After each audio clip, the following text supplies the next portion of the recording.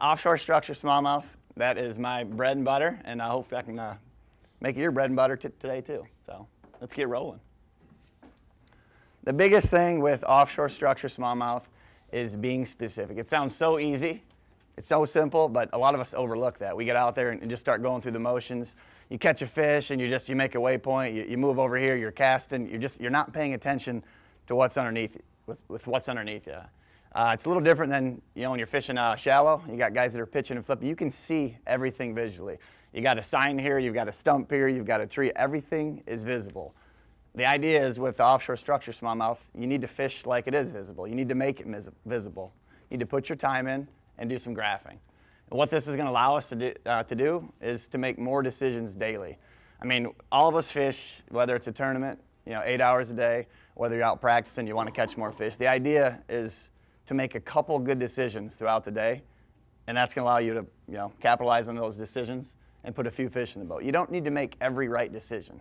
We've got 8 hours, and you watch a tournament on TV, on Bassmaster, it's an hour long, and like, man, those guys were jacking them all day long. No, we weren't.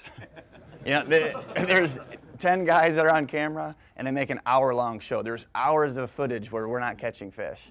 The key is putting yourself in position to get those little windows.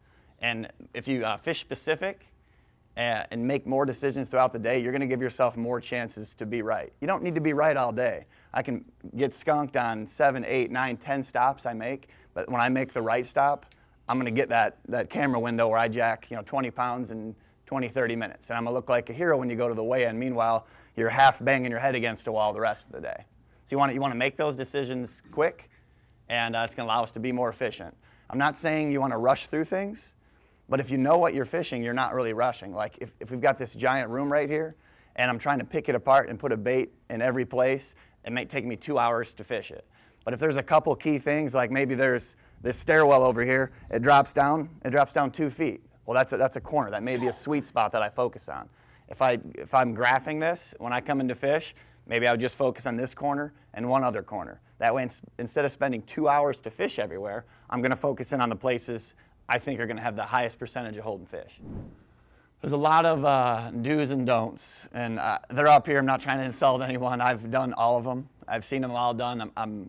Hopefully I try to stay away from those now. A couple of the big don'ts are drifting and dragging. Like I said, I've done it. You get out there, it gets a little rough. I've seen guys, they're on them, they just drive up into the wind, throw off 2 drift socks, and just have no idea where they're going, no idea what's happening, but they just go because there's fish in the area. Yes, you can catch them like that, but it's not the highest percentage. I mean, think about if there's fish in a couple key places and you're just dragging along. You might run into them once in a while, but you're not constantly on the juice. You're not on the sweet spot a lot. And depending on how much you want to get into boat control, I mean, if they're letting you fish, you can stay on stuff. I mean, if it's 4 or 5 footers, it's not easy, but you can at least get to targets. If it's 4 and 5 footers and I'm on the trolling motor, I'm leaning against my butt seat, and I'm pitching and flipping with a drop shot. And when I say pitching and flipping, I don't do that very well either way. But when I'm pitching and flipping that drop shot, like I'm hitting targets. I'm not just floating down aimlessly hoping to get a bite. I'm going to come to those fish, and that's a big difference when it gets rough. I mean, just at Oneida, I think it was this past Open, and the guys that were out there, they crushed them the first day. They all caught 15 to 17 pounds out on like the middle of the lake. It's called Shackleton Shoals. I ended up poking around there the first day and catching a few, but literally guys were out there just kind of floating. Think of it like, I think the wind was out of the west, and so the wind's coming this way, they're just drifting like this, and a lot of them have 50, 60 feet out, and they're drifting like this. So here's their boat, here's their bait back here. They catch a fish, they make a waypoint, right? The next day the wind completely changed, and it was out of east, and now they're coming this way. So again, the actual spot they caught the fish was over here, and now they're drifting this way. Their boat gets to their waypoint. Well, guess what? Their bait's over here, literally 100 feet away from where they caught the fish. They could have found the juice. There could be a school of fish sitting down there ready to eat anything that touches, anything that comes in their way, and they don't get the bait to them. It just simple things like that. I mean, those guys that were out there that caught 15 to 17, a couple of my buddies, and I watched them out there. They, 2 drift socks, and it's noon, and they're like, man, I got 2 fish. I'm like, I got 3 fish, and yesterday they caught, 20 or 30. I'm like, dude, fish the rock. Fish, you know, out there's little bits of gravel, little bits of rock in the grass. I went out and spent 2 hours. You know, I got wet taking waves over the front deck, but you roll up, you know where your spot is. I'm a big fan of 360 imaging because it shows you exactly where it is.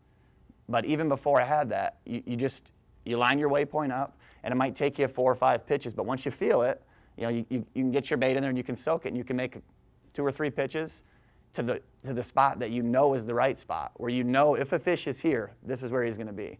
If he's not going to be here, I'm not going to waste my time fishing the other stuff, you know, up and down.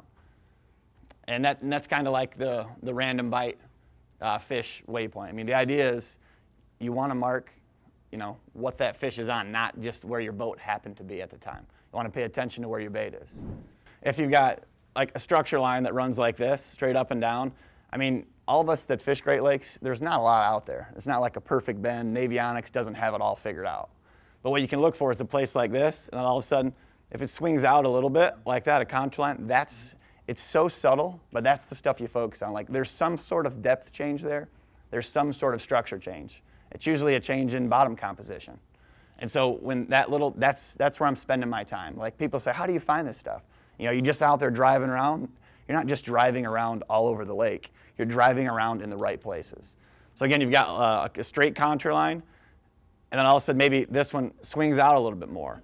Well, guess what? Where that swings out, I mean, glaciers carved a lot of this stuff. That's where you need to be graphing. And then if there's good stuff up shallow, guess what? When there's good stuff up shallow, 9 times out of 10, if you go deeper, you're going to find good stuff. I mean, it's, again, one of the dumbest things I've ever done, just looking when you look at it on Google Earth, you got your waypoints laid out.